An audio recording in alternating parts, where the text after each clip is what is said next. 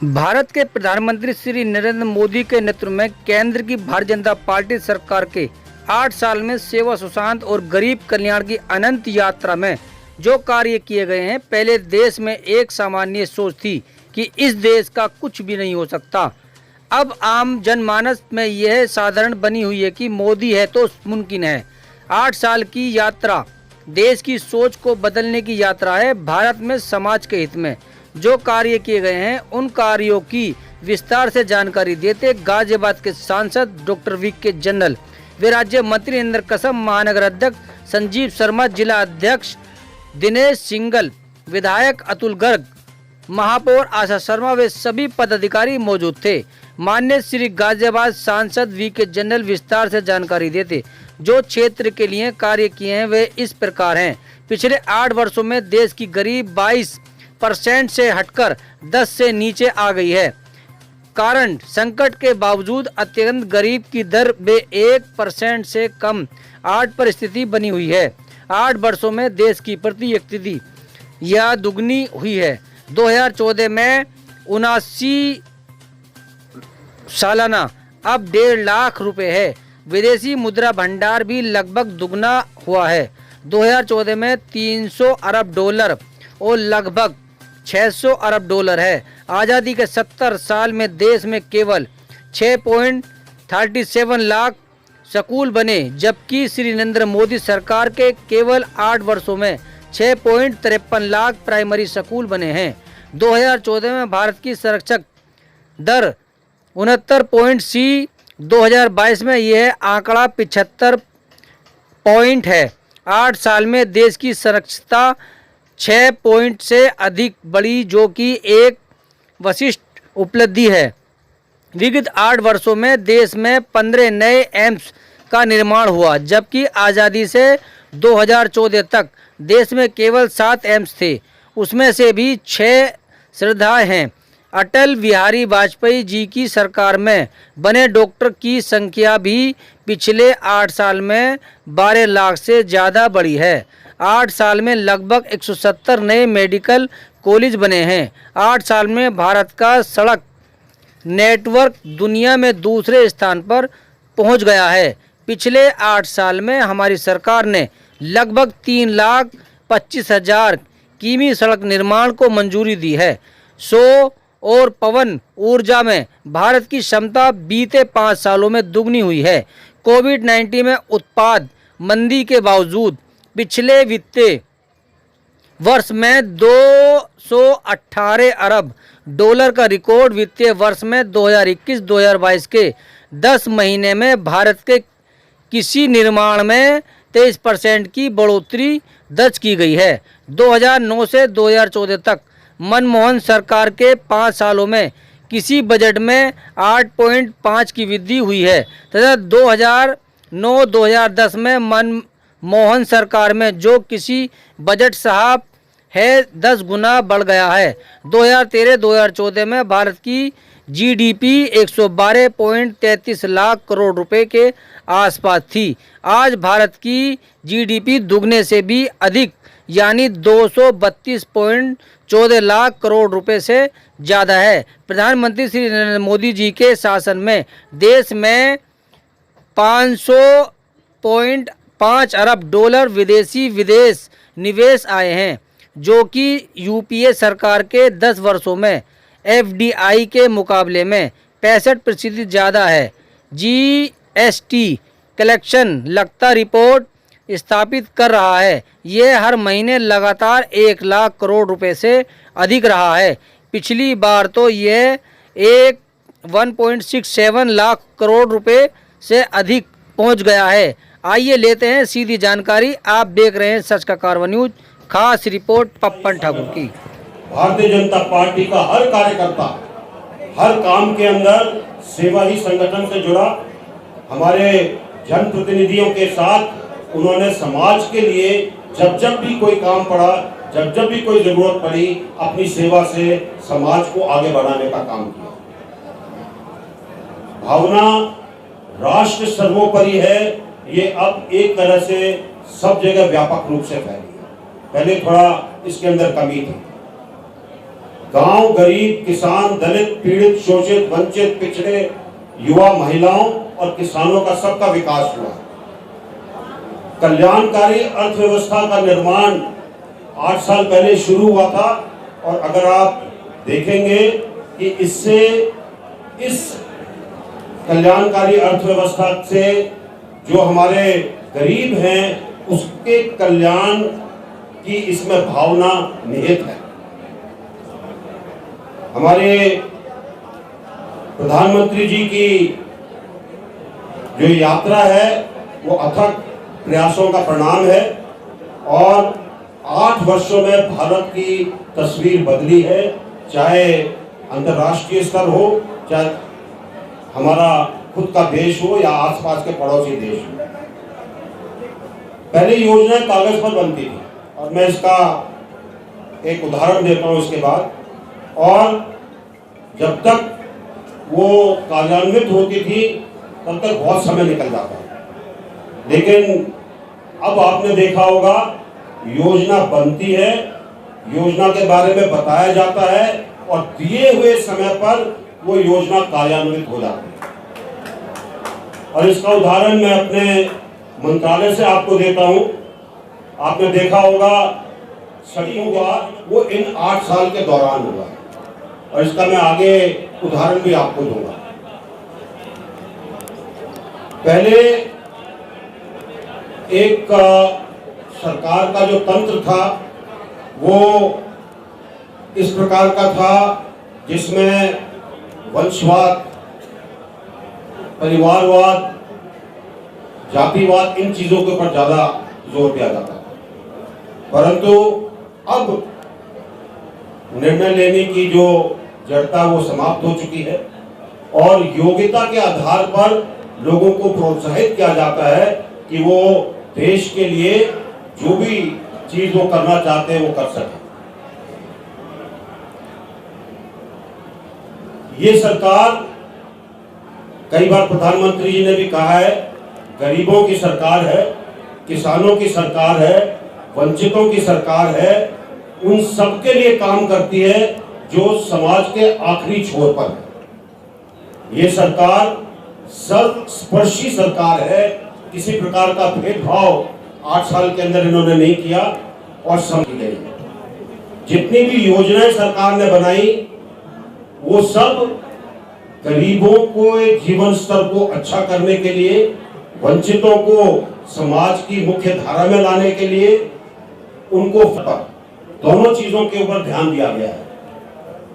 जहां तक देश का सवाल है, आत्मनिर्भर भारत के ऊपर जिस प्रकार से जोर दिया गया है वो सिर्फ एक नारा नहीं रहा, जितना काम आज हो रहा है उससे देश के अंदर एक जो छिपी हुई ऊर्जा थी वो दिखाई देने लगी और आज हमारा ये युवा वर्ग अलग अलग क्षेत्रों के अंदर आगे बढ़ रहे हैं। पूरे विश्व के अंदर एक इस चीज की पहचान हो रही है कि भारत एक ऐसा देश है जिसके अंदर सब कुछ अच्छा चल रहा है। आदरणीय प्रधानमंत्री जी के नीचे भारत का आत्मविश्वास बढ़ा है, भारत की आत्मनिर्भरता की राह पर तेजी आई है, जनता में राष्ट्र भाव की भावना बढ़ी है, जनता के लिए हर क्षेत्र में बुनियादी सुविधाएं बढ़ी हैं, किसानों और गरीबों की आय बढ़ी है और देश मुश्किलों से उभरकर खड़ा होना सीख गया है। जहां तक मोदी जी का सवाल है, सरकार का सवाल है, उन्होंने एक मूल मंत्र सबके लिए रखा, सबका साथ, सबका विकास, सबका विश्वास और सबका प्रयास। इसी से देश आगे बढ़ेगा और जिस तरीके से, जिस गति से देश आगे बढ़ रहा है वो कार्यक्रम के अंदर जो हमारे पत्रकार और मीडिया के सभी बंधुगण यहाँ पर मौजूद हैं, आप सबके साथ एक वार्तालाप है जिसमें हम आपको केंद्र के सरकार के 8 वर्ष के अंदर क्या हुआ है और भारत किस दिशा में जा रहा है उसके बारे में बताएंगे। आज हमारे साथ सभी जनप्रतिनिधि यहाँ पर मौजूद हैं, सभी संगठन के वरिष्ठ पदाधिकारी यहाँ पर मौजूद हैं और पूरे देश के अंदर ये कार्यक्रम चल रहा है ताकि पूरे देश के अंदर हमारे पत्रकार बंधुओं के मार्फत पूरे देश के अंदर चीजें पता चले कि पिछले 8 साल में क्या हुआ है। अमूमन जब कोई काम हो जाता है तब हम उन चीजों को थोड़ा सा भूल जाते हैं, इसलिए जरूरी है कि 8 साल भारत के और 8 साल मोदी सरकार के, 8 साल हमारे प्रधानमंत्री के, इनके बारे में थोड़ा बहुत आपको बताया जाए। आपको मालूम होगा कि पहले एक सामान्य सोच थी कि सब कुछ चलता है, इस देश में कुछ नहीं हो सकता, लेकिन अब इन 8 सालों के अंदर जनमानस के अंदर एक नई धारणा बनी है कि अगर मोदी है तो मुमकिन है। ये धारणा दिखाती है कि कैसे 8 साल के अंदर जनता का विश्वास जीता गया है। पहले सरकारें 8 साल से पहले सरकारें कहती थी ठीक है, हो गया, हमने बना दी है प्लान, अब वो जमीन के ऊपर उतरी के नहीं, कोई उसके बारे में बात नहीं करता था। लेकिन 18 करोड़ से अधिक शौचालय बनाए गए। आज पूरा भारत शौच के, प्रधानमंत्री जी ने हमेशा जिस प्रकार से युवाओं को प्रोत्साहित किया है और उन्होंने हमेशा यही कहा है कि आगे आने वाले दिनों में आपके लिए और अवसर आएंगे, जितना आप आगे बढ़ना चाहते हैं उतना आप आगे बढ़ें। डीबीटी योजना, डायरेक्ट बैंक ट्रांसफर की जो योजना है, उसके तहत 8 वर्षों में लाभार्थियों को अब तक 255 अरब रुपए ट्रांसफर किए गए हैं ताकि पैसा सीधा आदमी के खाते में पहुंच सके। ये गरीबों के सशक्तिकरण का एक प्रमुख औजार बना है और इससे भ्रष्टाचार के अंदर जो लीकेज होता था पैसे का, सरकार जब भेजती थी, वो बिल्कुल बंद हो गया। 8 वर्षों में सेवा, सुशासन और गरीब कल्याण के लिए जितने कार्य हुए हैं शायद उतने पिछले 70 साल में काम नहीं हुए। इसके अंदर पहली बार किसी सरकार ने देश की अर्थव्यवस्था और जीडीपी को आम जनता के फायदे से जोड़ा है। अगर हम योजनाओं का नाम लें, इसके अंदर प्रमुखता से उज्ज्वला योजना, स्वच्छ भारत अभियान, जल जीवन मिशन, गरीब कल्याण अन्न योजना, किसान सम्मान निधि, आयुष्मान भारत और सौभाग्य योजना के कारण देश की अर्थव्यवस्था भी मजबूत हुई है और गरीबों का कल्याण भी हुआ। और मंदी के बावजूद देश का विकास की दर पूरे दुनिया के अंदर सर्वाधिक रही है। गरीब कल्याण योजना के नीचे तकरीबन 3.40 लाख करोड़ रुपए की लागत से करोड़ रुपए से ज्यादा है। प्रधानमंत्री नरेंद्र मोदी के शासन में 500 अरब डॉलर विदेशी निवेश आया था और जो कि यूपीए की सरकार के 10 वर्ष को अगर हम लेते हैं उससे 65% ज्यादा। ये अंतर्राष्ट्रीय जगत का हमारे देश पर विश्वास दिखाता है। जीएसटी कलेक्शन जब से जीएसटी शुरू हुआ है हर साल बढ़ता गया है और पिछली बार तकरीबन 1.60 लाख करोड़ रुपए से अधिक पहुंच गया। ईज ऑफ बिजनेस के रेटिंग के अंदर हम लोग काफी ऊपर आए हैं और अब विश्व के 5 शीर्ष देशों के अंदर शामिल। खादी के विकास में खादी की बात जरूर की जाती थी, लेकिन पिछले 70 साल का अगर हम ब्यौरा लें तो उसके अंदर ज्यादा काम नहीं हुआ था। और आदरणीय प्रधानमंत्री जी के आह्वान पर पहली बार खादी के उत्पादकों ने एक साल में 1,15,000 करोड़ रुपए का कारोबार किया।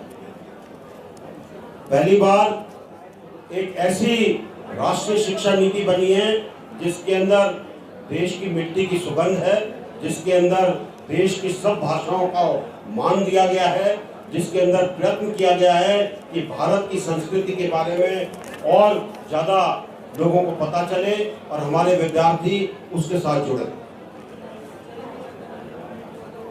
आज भारत यूनिकॉर्न हब के तौर पर जाना जाता है।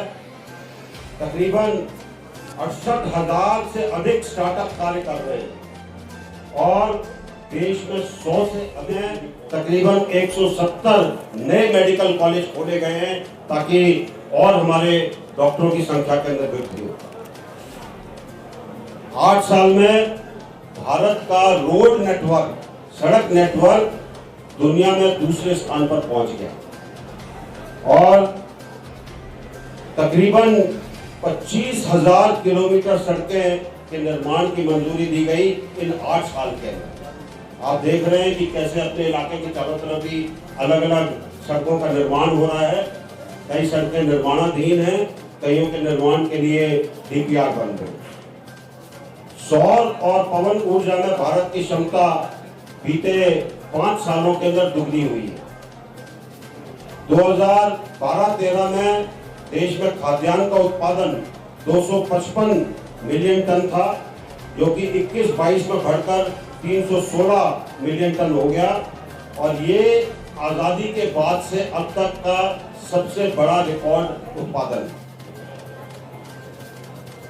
कोविड के बावजूद, कोविड की कठिनाइयों के बावजूद पिछले वित्त वर्ष में 418 अरब डॉलर्स का रिकॉर्ड निर्यात हुआ।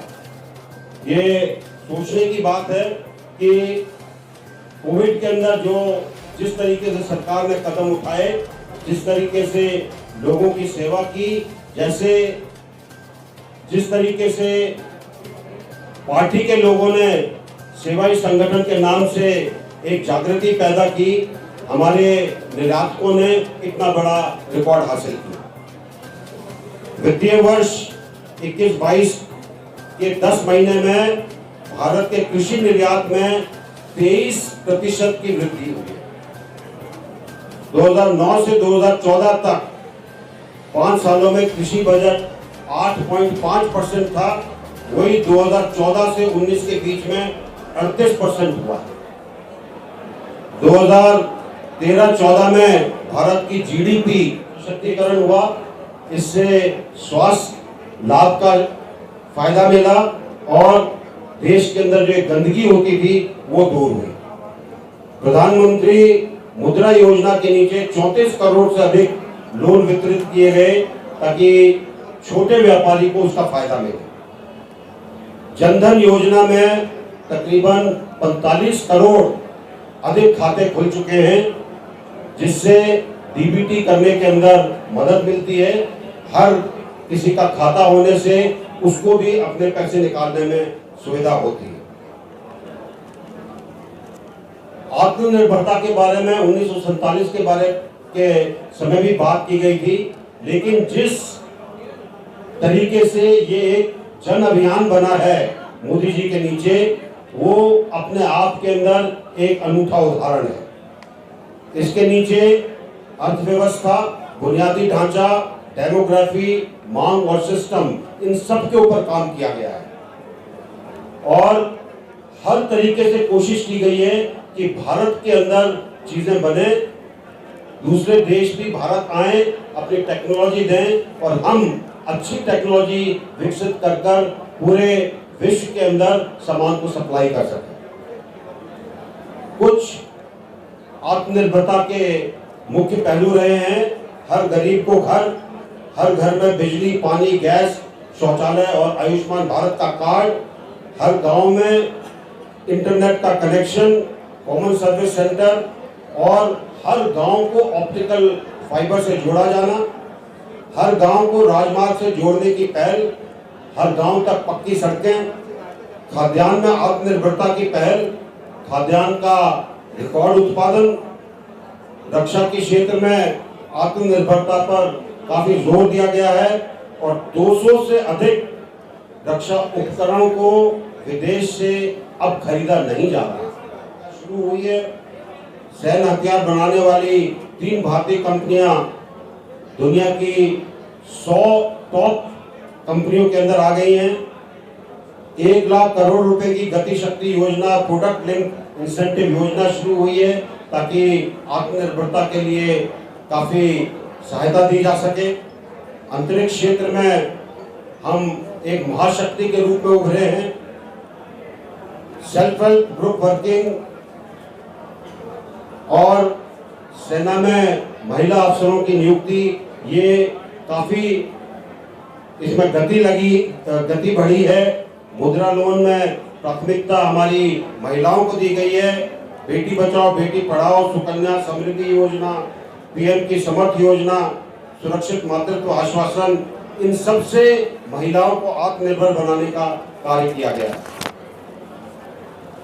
किसान सम्मान निधि के साथ कृषि सेक्टर के लिए 1 लाख करोड़ रुपए एफपीओज के लिए रखे गए हैं ताकि एफपीओज के द्वारा किसान अपने इलाके में समृद्धि कर सके। डिजिटल इंडिया में देश के अंदर एक क्रांति आई है। 1 नेशन 1 राशन कार्ड से मजदूरों को सहायता मिली है। कामगारों को घर के पास ही काम देने के लिए गरीब कल्याण रोजगार अभियान की शुरुआत हुई है। कामगारों के कौशल विकास के लिए अलग कौशल मंत्रालय का गठन किया गया। रेहड़ी पटरी वालों के लिए अपनी आजीविका संशोधन कानून, जिससे कि जो लोग हमारे 1947 में बाहर थे और अब वो देश में आना चाहते हैं, उनको फायदा मिले। आतंकवाद के खिलाफ एक व्यापक अभियान, हमारे ओबीसी कमीशन की संवैधानिक मान्यता, 1 rank 1 pension, 1 nation 1 ration card, 1450 पुराने कानूनों से जनता को अब राहत दी गई है और ऐतिहासिक श्रम सुधार कानून क्रियान्वित किया गया है, जिसके श्रम कार्ड से मजदूरों को बहुत लाभ मिला है। भारतीय संस्कृति को उजागर करने, Ramayana circuit, Mahabharata circuit, Buddha circuit का निर्माण चल रहा है। बाबा केदार धाम का पुनरुद्धार हुआ है। सोमनाथ का विकास हुआ है। स्टैच्यू ऑफ यूनिटी लौह पुरुष पटेल को सम्मान देने के लिए एक बड़ा पर्यटक स्थल बन गया, उनको सम्मान भी मिला। जलियांवाला बाग स्मारक नहीं हो पा रहा है। दूसरा 75 तालाब की बात कही है। एक माइक और था। गाजियाबाद के बीचों बीच एक पक्का तालाब है, सबसे पुराना है। क्योंकि आपने मैं ये चाहता था कि आप कोई सवाल 8 साल सरकार के ऊपर पूछेंगे, लेकिन आपने स्थानीय समस्याओं के बारे में पूछा, मैं आपको जवाब देता हूँ। आरओबी हमारा रुका पहले क्योंकि उसके डिज़ाइन के अंदर फॉल्ट रेलवे ने डिस्कवर किया। एक जगह और इस तरह का पुल बन रहा था, 2 स्ट्रिंग का, उसके अंदर कुछ डिज़ाइन फॉल्ट थी। और जो लोग अगर रेलवे से परिचित हैं उनको पता होगा कि रेलवे का जो महकमा है जो कि ब्रिज वगैरह देखता है, वो एक बार कोई फॉल्ट आती है तो उसके बाद उसके पूरे तरीके से जब उसकी जांच करना शुरू करता है तो बहुत समय लगता है। जब वहाँ से उसको निकलवाया गया जल्दी, उसके बाद कोविड का समय आ गया। अब ना तो वो कोविड आपके हाथ में था, ना मेरे हाथ में था, ना कॉन्ट्रैक्टर के हाथ में था, ना रेलवे के हाथ में। कोविड के दौरान कॉन्ट्रैक्टर की मृत्यु हो गई, काम रुक गया। अब अगर नॉर्मल आप रूल के हिसाब से चलते तो काम की दोबारा टेंडरिंग होती और शायद यह काम अगले 5 साल तक कंप्लीट नहीं होता। वहाँ से उसको ठीक कराया गया और अब आपका ब्रिज जो है, आरओबी जो है, वो ठीक जगह पर लग चुका है, उतर चुका है, जो कुछ उसका करना था। और इसके अंदर जिम्मेवारी किसकी है वो कहना बड़ा मुश्किल है। सिर्फ यही कह सकते हैं कि शायद हम लोगों की किस्मत थोड़ी खराब थी, जिसके कारण कि इन चीज़ों के कारण थोड़ी सी डिले हुई। आपका दूसरा सवाल था, तो देखिए हर चीज़ मैं हमारे पत्रकार भाइयों को कहना चाहूँगा, आपके मन के अंदर कुछ चीज़ें हैं कि ये एकदम से होना चाहिए।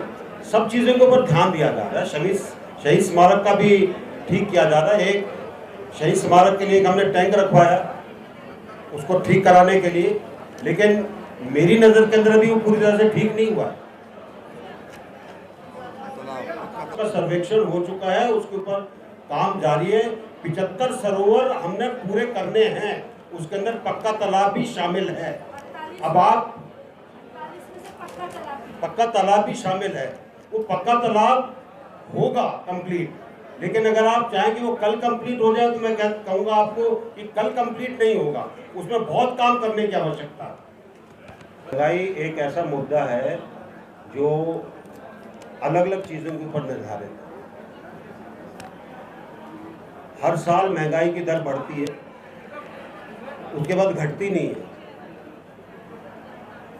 इस बार महंगाई के ऊपर जो ज़्यादा मार लगी है उसका कारण रहा है कि जिस तरीके से तेल की कीमतें विश्व के अंदर बढ़ी हैं और लड़ाई जो चल रही है रूस की बाकी देशों के साथ यूक्रेन में, उससे काफ़ी फर्क पड़ा है पूरे विश्व की अर्थव्यवस्था पर। हमारे ऊपर भी उसका फर्क पड़ा और इसीलिए हम कोशिश कर रहे हैं कि अलग अलग तरीके से इसके ऊपर कुछ काबू पाया जाए। प्रधानमंत्री जी ने कोशिश की थी कि हर प्रदेश वैट को कम करे, तेल और डीजल के दाम के अंदर वो भी कम करें। सरकार ने अपनी तरफ से कम किए हैं और तरीके ढूंढे जा रहे हैं और मुझे आशा है कि इसके ऊपर काबू पाया जाए। मेरे पास तो है नहीं, लेकिन मानकर चलिए कि इसके ऊपर कार्य चल रहा है। हमारी सभी लोग इसके ऊपर लगे हुए हैं। अभी सरकार लखनऊ में अभी स्थापित हुई है, अलग अलग अधिकारी वहाँ पर अभी इंतजार कर रहे हैं कि कौन किस महकमे से किस महकमे में जाएगा, तो थोड़ी शिथिलता आती है डिसीजन मेकिंग में, लेकिन जल्दी इसके ऊपर फैसला होगा। राशन जो आपने नॉर्मल लोगों के लिए सब राशन कार्ड जो है और नॉर्मल आदमी के सबके बने हुए हैं, गरीब हो या नॉर्मल हो, मीडियम क्लास का हो, सभी हो। लेकिन इसमें जो आदेश किए गए हैं वो ये किया गया है कि जिसके पास मोटरसाइकिल है उन सबके राशन कार्डों को लिस्ट किया जाए। तो ये तो इसके अंदर क्या है कि राशन मोटरसाइकिल तो सभी के पास में है, जो राशन कार्ड स्टैम्प जो सब इसके लिए थोड़ी जानकारी दी। देखिए मुझे तो इसकी कोई आधिकारिक सूचना नहीं है।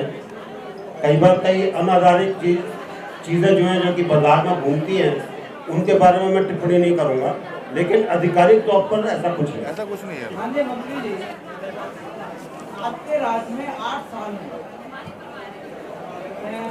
महंगाई का सवाल पूछ लिया, भ्रष्टाचार में कितने %, भ्रष्टाचार में कितनी कमी आई? नंबर 1। नंबर दूसरा ये कि पेट्रोल डीजल के दाम घटे, भी आप बताइए। सीएनजी के भी दाम घटे हैं? नहीं है, बढ़े हैं, बढ़े नहीं है। घट जाएंगे तो पेट्रोल के दाम घटने के बाद भी बढ़े। देखिए ऐसा है, पेट्रोलियम मिनिस्ट्री का काम करने का तरीका, मैं पेट्रोलियम मिनिस्ट्री में नहीं हूँ, नहीं तो आपको जवाब देता हूँ। उनका कुछ काम करने का तरीका है, किस तरीके से वो तेल कंपनियों और गैस कंपनियों के साथ बातचीत करते हैं, क्या करते हैं। गैस की जो भी हमारे पास हम इंपोर्ट कर रहे हैं उसके ऊपर क्या हुआ होगा, क्या नहीं हुआ होगा, ये तो मैं आधिकारिक तौर पर तभी बता सकता हूँ कि मैं। दूसरी चीज़ आपने जो पूछी, मैंने आपको कहा कि आप सरकार के 8 साल की जो सरकार है उसमें एक बार सबको देख लीजिए और उसमें से अगर किसी के ऊपर आप उंगली उठा दें तो बता दीजिए। धन्यवाद। आधिकारिक रोजगार की दरें देखें, रोजगार के अंदर इजाफा हुआ है।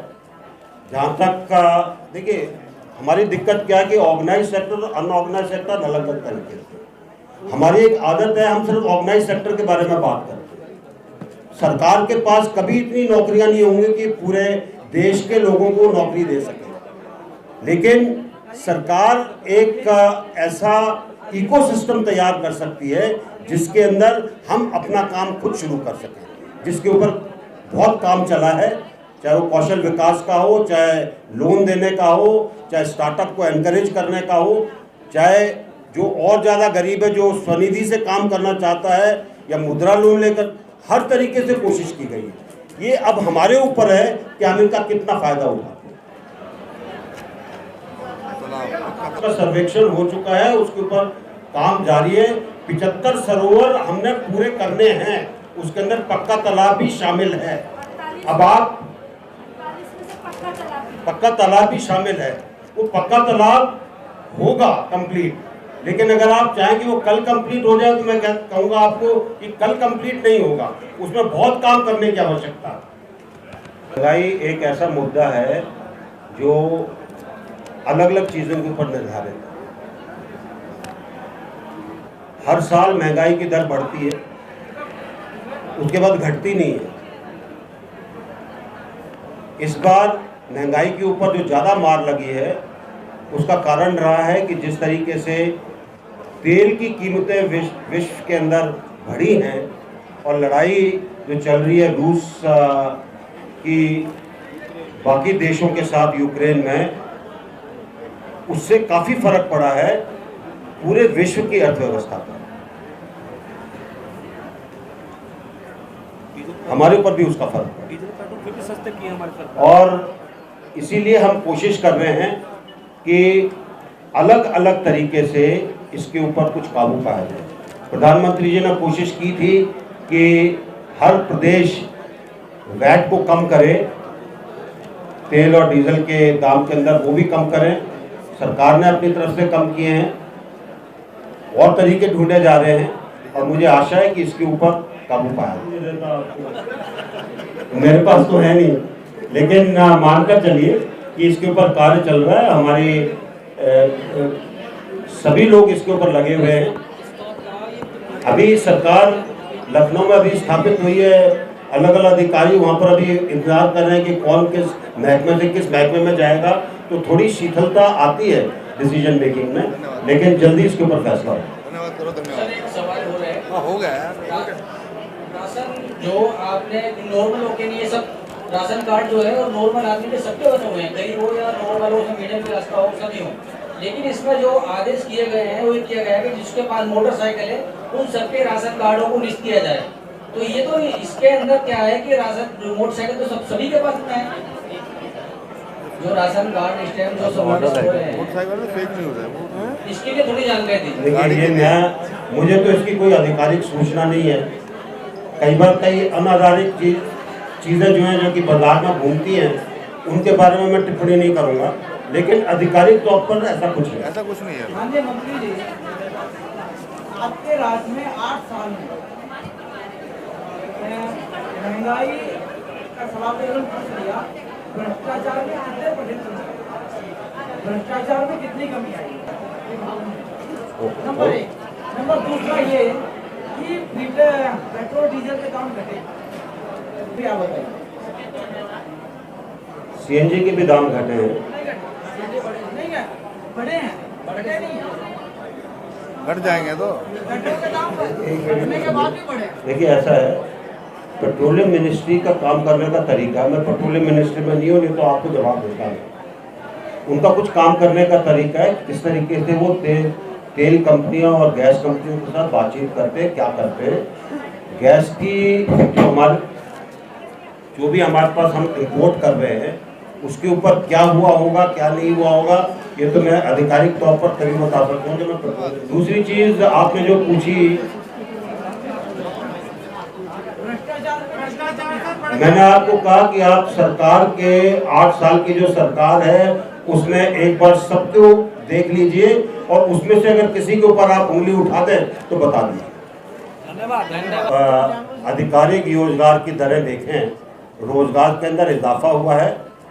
जहाँ तक देखिए हमारी दिक्कत क्या है कि ऑर्गेनाइज सेक्टर और अनऑर्गेनाइज सेक्टर अलग अलग तरीके से। हमारी एक आदत है, हम सिर्फ ऑर्गेनाइज सेक्टर के बारे में बात करते हैं। सरकार के पास कभी इतनी नौकरियां नहीं होंगी कि पूरे देश के लोगों को नौकरी दे सके, लेकिन सरकार एक ऐसा इकोसिस्टम तैयार कर सकती है जिसके अंदर हम अपना काम खुद शुरू कर सकें, जिसके ऊपर बहुत काम चला है, चाहे वो कौशल विकास का हो, चाहे लोन देने का हो, चाहे स्टार्टअप को एनकरेज करने का हो, चाहे जो और ज़्यादा गरीब है जो स्वनिधि से काम करना चाहता है या मुद्रा लोन लेकर, हर तरीके से कोशिश की गई है। ये अब हमारे ऊपर है कि हम इनका कितना फ़ायदा उठाएं।